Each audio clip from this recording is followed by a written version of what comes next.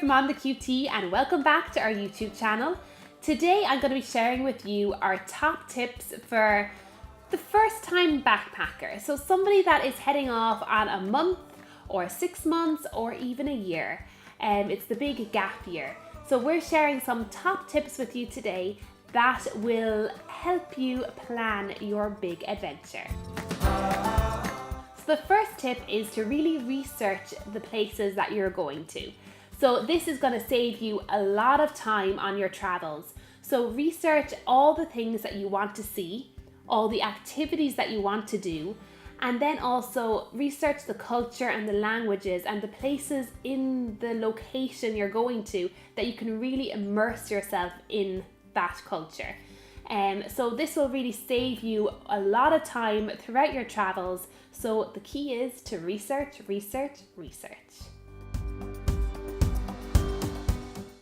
So my next tip is always think of alternative transportation.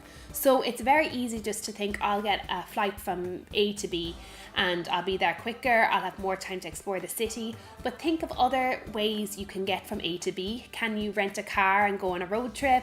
Can you go on a train that will bring you through the countryside? I'd always recommend looking at alternative transportation because you will get to see things that you will never have seen otherwise. And if you can get a train from A to B, go with that because you'll see the countryside. You won't be just in the going from A to B. You'll actually immerse yourself in the area that you're traveling as well. So I'd highly recommend that. My next tip is to pack lightly. And anyone who knows me knows this is one of the hardest things for me. I'm not the lightest packer, and you think I would be at this stage, but it's something I always have a bit of trouble with. I normally pack the full bag, take half out, and even at that I have too much going. But the goal with backpacking is to pack light, because if you are traveling for a year, 6 months, or whatever amount of time you're traveling, you're going to be carrying that bag around with you for that length of time. So do pack as light as possible, and you know, the lighter you pack, you're gonna pick up things along the way, and that's gonna add to your bag as well. So pack light, bring the essentials, don't bring all these gadgets that you think you might need. You can always pick things up along the way, so pack as light as possible. So my next tip is stay in hostels or dorms. Like, a lot of people will be traveling on their own, and by staying in a hostel or a dorm, it kind of opens you up to meeting new people. You can go out for dinner with them, you can maybe do activities with them, and you know, they might be doing some of the same routes that you're going on. It just allows you to meet new people, and sometimes when you're traveling on your own, that's a great thing. You want company, and the people you meet along the way, they're doing some similar things. You'll have a lot in common if you're both traveling as well. So just that's a good plus for staying in hostels and dorms. You do get to meet new people. So my next tip is to plan trips. So wherever you're going, have a schedule that you know what you're going to be doing every day. So maybe plan to go on a group trip, because it's a great way of meeting new people and exploring as a group. You feel a lot safer in a group as well. There's a lot of companies out there that do group tours in different places around the world. You know, there's the Trail Finders, there's G Adventures. There is even going to your local travel agent, they'll be able to recommend a few as well. So I would recommend planning a few trips in locations so that you kind of have an idea of what you're doing when you get there. Next tip is try to spark up some conversation if you are on a train or on a bus, people are going to the same direction as you. You might as well try and make friends along the way, and they might give you tips. They might have been to a place that you're planning on visiting, or you might be able to give them tips. It's all about kind of learning where to go and what to do, and by making friends on your travels as well, and like on transportation, it's a great way of learning what to do and what not to do when you go to a place. Social media. Yes, people say, oh, social media, oh, we won't be checking in, people will know where we are, all that. But if you're away for a year, if you check in somewhere, you never know who's going to be in that location. So you could end up meeting your friends or different people, or catch up with people that you mightn't have seen in years that could be in that location at the same time. So social media is great for that, for meeting people along the way during your travels. So my next tip is to be open to change. Now, if you're planning and if you're doing your research before you go, you want everything to go to plan. But sometimes reality does take over and things don't go to your plan perfectly. But don't let it ruin your day if your suitcase gets lost or if a trip gets cancelled. Just don't let it ruin your day. Things happen.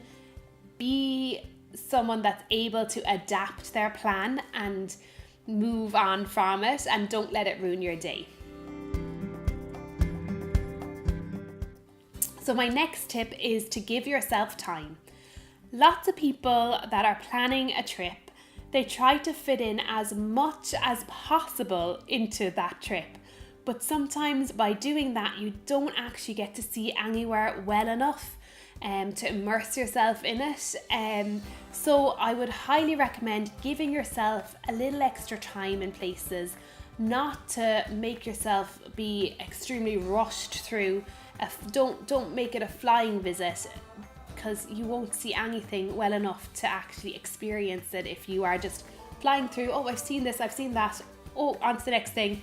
That doesn't kind of work. You have to give yourself time to enjoy it, to take it in, to try new things when you get there. So I'd highly recommend just giving yourself a little bit of extra time in your plan to actually enjoy a place, and don't try and fit in too much into the time frame that you have. So my next tip is to explore like the locals. So this is something I always do no matter where I go. I like to see where the locals are eating, where they go, what they do, because at the end of the day, if you're local in a spot, you're gonna know where the best restaurants are, you're gonna know where the best beaches are, what the best activities are, the things to see. So try and explore like a local. So my next tip is a very practical one. It's to take out travel insurance. You never know what's going to go wrong on your trip. You might as well be prepared as possible, and take out travel insurance, because you don't know what's going to happen and when you might need it. So you better to be safe than sorry. So my next tip is to treat yourself.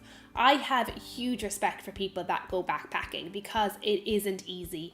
You're dragging around a backpack, you are traveling non-stop. Even if you are traveling for a month, you are tired when you come home because you've done quite a lot. So if you're traveling for a year, it's a long time to keep the momentum going. So I suppose what I'm saying is treat yourself. You don't always have to stay in hostels. Book into a nice hotel where you'll have a private room for a night or two and recharge your batteries. You won't be able to keep going for the full year. You will have to recharge your batteries. You will have to relax and unwind. You won't be able to keep going at a certain pace for the whole length of time. So that would be one of my tips, is to treat yourself every now and again. You're worth it. So I hope those helped. They're my top tips if you are planning a big trip, whether it's a month, 6 months, a year, whether you're taking that gap year that we all dream of. If you are having an amazing time, I hope these tips helped. If you have any more tips from your travels or experiences, please leave a comment below. I'm trying to create kind of a travel hub here where people will share their experiences and it's going to help somebody else. So leave a comment below, and I'll see you next time. Bye!